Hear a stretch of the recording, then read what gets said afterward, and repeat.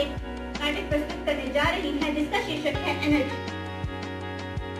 आखिर ये एनर्जी है क्या, ये कैसे प्राप्त होती है, इसके क्या क्या साधन है, आज हम इस नाटक के माध्यम से आपको बताएंगे। एनर्जी किसी वस्तु में कार्य करने की क्षमता को कहते हैं। अरे लेकिन यह एनर्जी सभी प्राणियों को प्राप्त होती कहाँ से है? अच्छा मैं बताती हूँ, ये एनर्जी हमें भोजन, जलवायु आदि से प्राप्त होती है। अच्छा, तो आइए हम अपने नाटक के माध्यम से आपको बताते हैं कि कैसे रोज के कार्यों से एनर्जी बर्बाद होती है और एनर्जी की कंजर्वेशन क्यों जरूरी है। अरे दोस्तों, गुड मॉर्निंग। अरे निशा, ब्रश करके नहीं आई क्या? बदबू आ रही है। अरे तुम क्या मुझे ब्रश करना सिखाओगी जो ब्रश करके खुद नल खुला छोड़ देती हो? अरे आकृति, तुम तो बिना लाइट बंद करे ही सो जाती हो। तुम तो चुप रहो, तुम तो फ्रिज खुला छोड़ के ही चली जाती हो।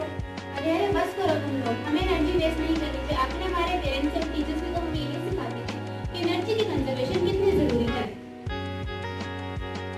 जब सुबह सूरज उगेगा, बल्लभ नाम हमारा जगेगा। जब युवा जागरूक बनेगा, तभी तो देश आगे बढ़ेगा।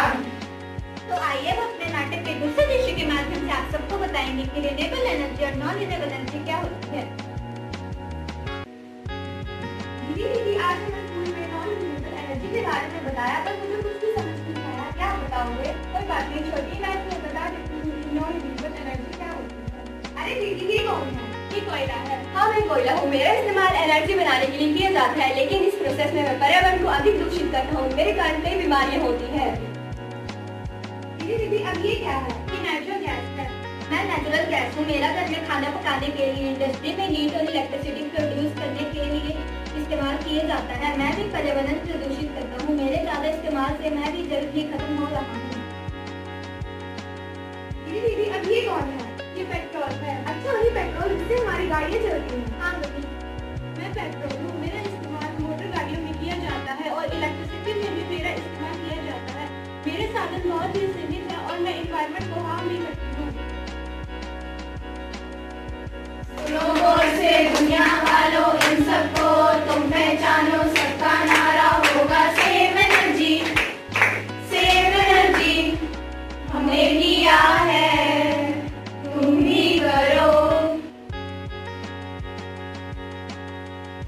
दीदी, आज मुझे भी स्कूल में रिन्यूएबल एनर्जी के बारे में बताया है, पर मुझे तो कुछ भी समझ नहीं आया। कोई बात नहीं छोटी, मैं तुम्हें बता देती हूँ। इसे भी लो, ये विंड एनर्जी है। अच्छा, विंड एनर्जी।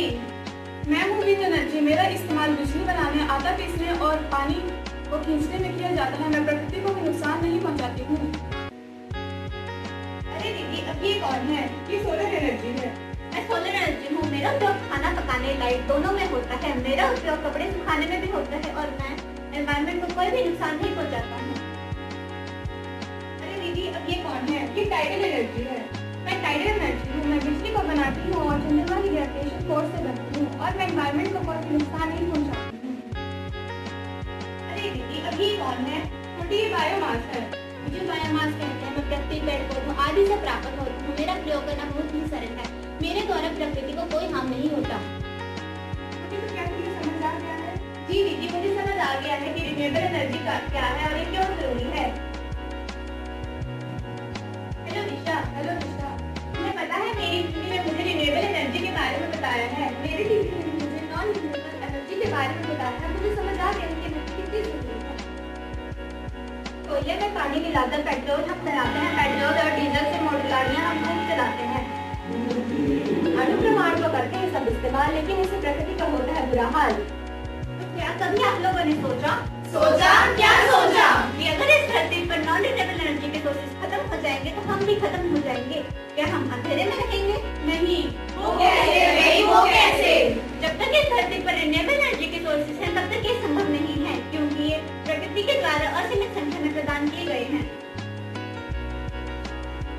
एनर्जी के नॉन रिन्यूएबल रिसोर्सेज का इस्तेमाल करो कम, इस्तेमाल करने पर हो जाते हैं ये जल्दी खत्म। एनर्जी के रिन्यूएबल रिसोर्सेज है बड़े निराले, इस्तेमाल करने पर कभी न खत्म होने वाले। मानव का प्राण है प्रकृति, शुद्धता ही है इसकी पद्धति।